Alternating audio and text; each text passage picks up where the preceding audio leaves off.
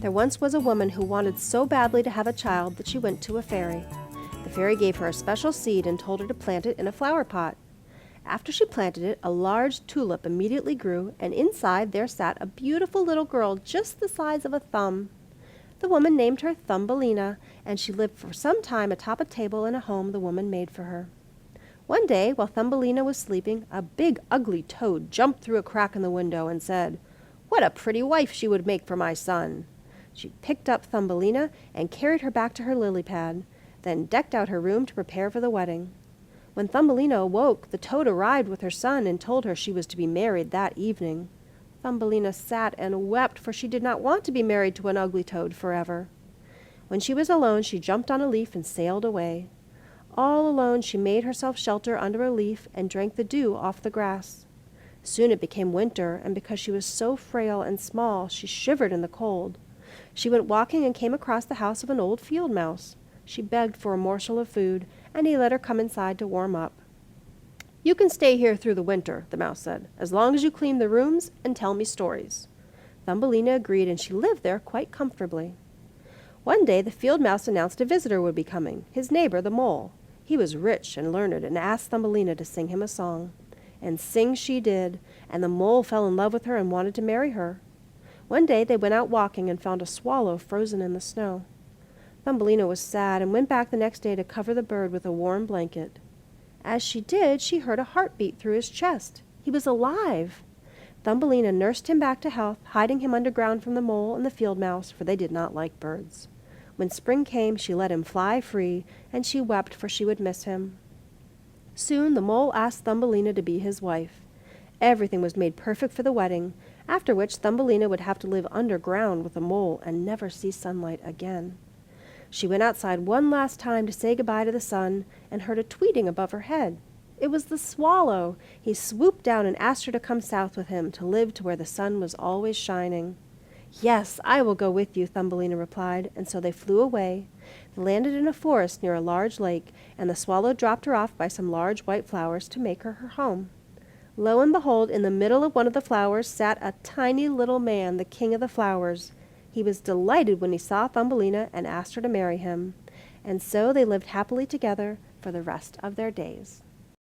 Hi guys, our project today is based on the story of Thumbelina, which we just heard. And not only are we basing it on Thumbelina, but we're going to talk about an artist today named Georgia O'Keeffe. She's one of my all-time favorite artists. A lot of people love her. She's an American artist. She was born in 1887 and she lived until 1986. So she lived to be 99 years old, and she painted her whole life. She moved out to the west of the United States and painted cactus and flowers and skulls that she found in the desert. And what she did was kind of unusual. As far as she was one of the first people that did it, was she abstracted her flowers. Instead of sitting down and drawing a flower exactly how it looked, she did an extreme close-up on them. And so she blew them up to the size that sometimes you almost can't even tell that they're flowers anymore, but they're really pleasing and beautiful to look at. And you still get the idea that they're flowers, but basically she made them so huge on the canvas that it was a really new way of doing it, and that's how we're going to do our flowers today. And in a way, it's kind of how little Thumbelina must have felt when she was out in the garden. The flowers must have seemed so huge to her. So we're going to do the same kind of thing today. And we're going to start by drawing our flower in pencil, and then we're going to complete it using oil pastels. So the main rule is bigger is better.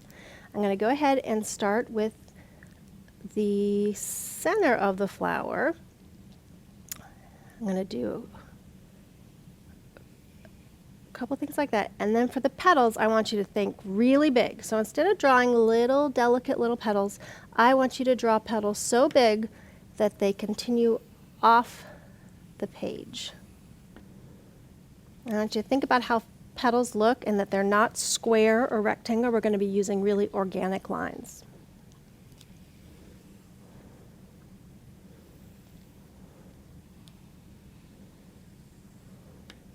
So Looking at this, you might not even be able to tell that it's a flower, but we have the middle part of the flowers and we have the petals, and back here are the leaves. And once we start coloring it in, I think you'll see that it does look like a flower. And we're going to add a little bit of some extra petals to make it more three-dimensional. Right now what we have here is a two-dimensional drawing. It's flat on the paper, and when we add our extra petals, we're going to have them stand up and make it more three-dimensional. So let's get started. I'm going to use yellow for inside of my flower.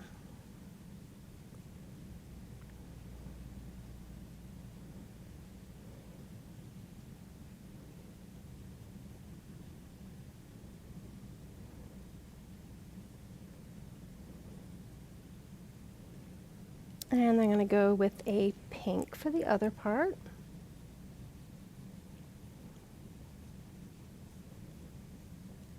And when you're working with oil pastels, I want you to really put a lot of elbow grease into it and make sure that you have enough color on the page so that not a lot of the white paper is showing through.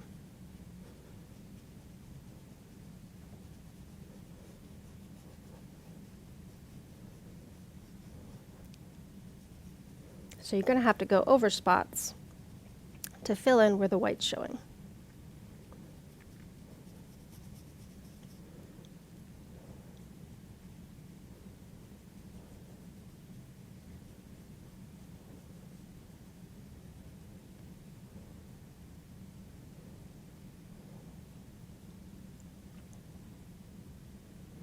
So, and I would keep going over that until none of the white is showing and I have really rich color.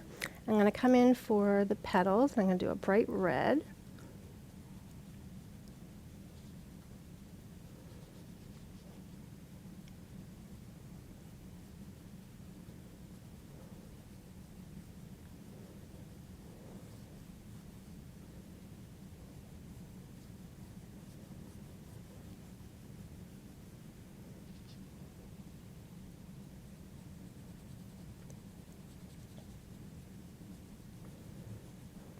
So you just have to keep at it and work with it.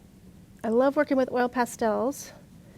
And right now we're doing it on white paper. Sometimes it looks really cool if you do it on a darker paper. So once I fill in the flowers, the petals, then I go back and do green in the background for the leaves of the plant, of Thumbelina's plant.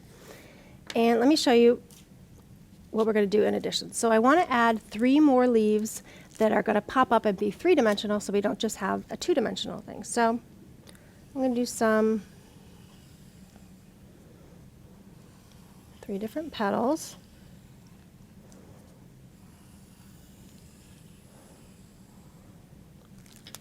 And I would color those in as well. And let me show you how it works. Let me get a more completed version. So here you can see a flower that I've completed, and then I went ahead and colored in the 3 additional petals and cut them out.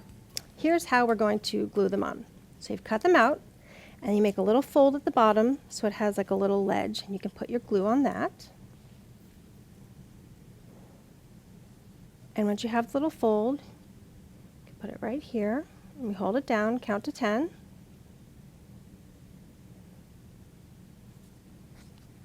You kind of bend them, and you can see that it's no longer two-dimensional, now it's three-dimensional. And we have the ideas of that Georgia O'Keeffe did, which is to abstract the flower, to blow it up basically, and make it so big that you can still tell it's a flower, but it's not a detailed, tiny flower in the distance. So I think that this is a flower that Thumbelina would be happy to call home, and that Georgia O'Keeffe would be proud to see that you did in the style of her artwork. So I hope you enjoyed it. And you can go ahead and try this for different things too. Adding any kind of three-dimensional aspect to your work makes it kind of cool. So I hope you enjoyed it, and I'll see you soon.